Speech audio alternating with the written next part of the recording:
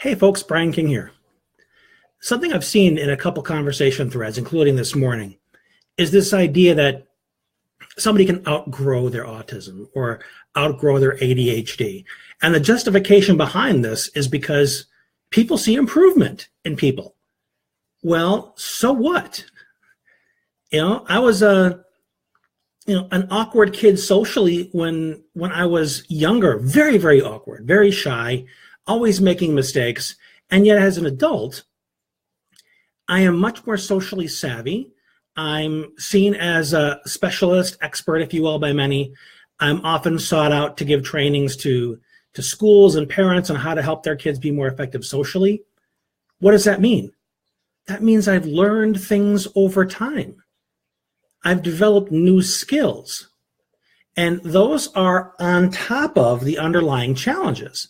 Those are not in place of. Well, but a lot of parents will argue with me and say, yes, but my child no longer meets the diagnostic criteria for ADHD or autism. Well, guess what? I no longer meet the criteria of a child, but that doesn't mean I never was one. It means that I've changed and grown over time. Now, there are times when my wife would accuse me of still being a child. I imagine that's true for any guy, but you get my overall point here. Do we grow out of it? In my personal opinion, no. Do we become less impacted as we learn strategies to work around it, to compensate for it? Yes. I've learned a lot of creative strategies that don't hide or pretend that my challenges don't exist. I'm not putting on a persona that isn't authentic.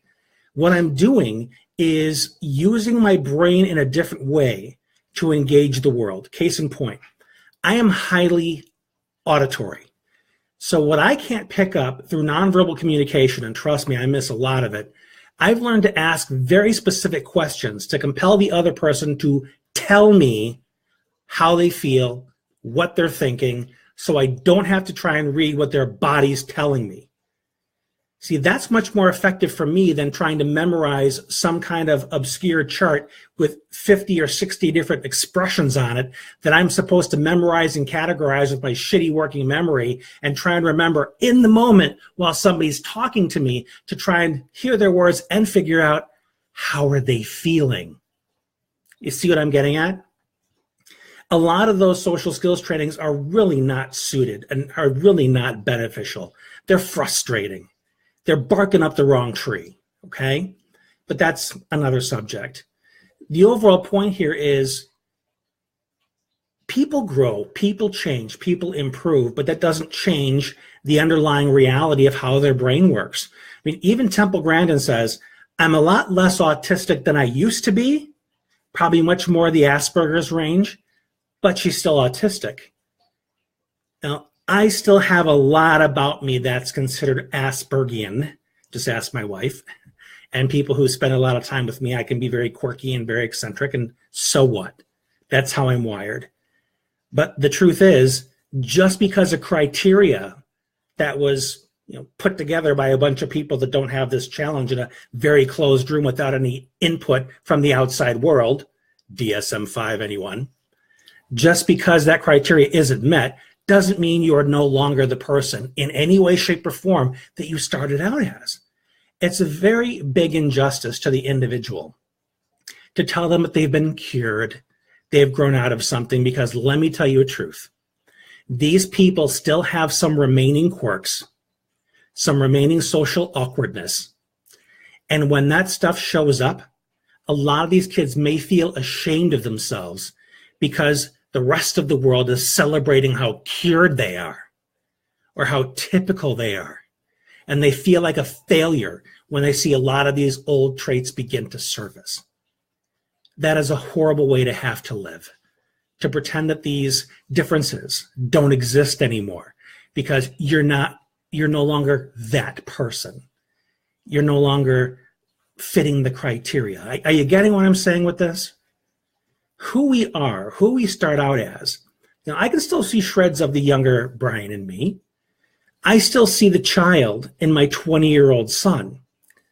Yeah, we grow, we change, but who we are doesn't go anywhere. The foundation that we began, the seed, that the oak tree still has the acorn inside somewhere. So don't think of any challenge that you have as something that you will outgrow, something that will just go away over time, something that you will cure your way out of. You are who you are, but you refine who you are. You have experiences, you meet people, things occur in your life that impact you and shape who you are. So think of yourself as maybe you began as a piece of metal, but over time you were sharpened into a sword that you can now use to cut through all the adversity in life that once held you back. But underneath it, you're still made of that metal. You still need to know where you came from. And if anything surfaces that reminds you of where you once were, honor it, respect it. And if anything, look at it as an indication of where you were, and then look at where you are now, as opposed to looking at it as, darn it, I'm a failure because I'm not 100% normal. Who the hell is? And who said you have to be? Because your gifts come entirely from the whole of who you are, not just the parts that look the way they're supposed to. So use all of you, even the quirks, because that's what makes you unique, beautiful, and different. And trust me, that's one of the things that's going to make you a tremendous asset to the rest of the world. So that's my 2 cents on this. If this message has been of value to you, let me know. Leave me a comment. And please share it with those people who are struggling with their identity around this and can really benefit from this message. And my guess is you know a few of those folks. So until next time, this is Brian, and we'll talk again soon.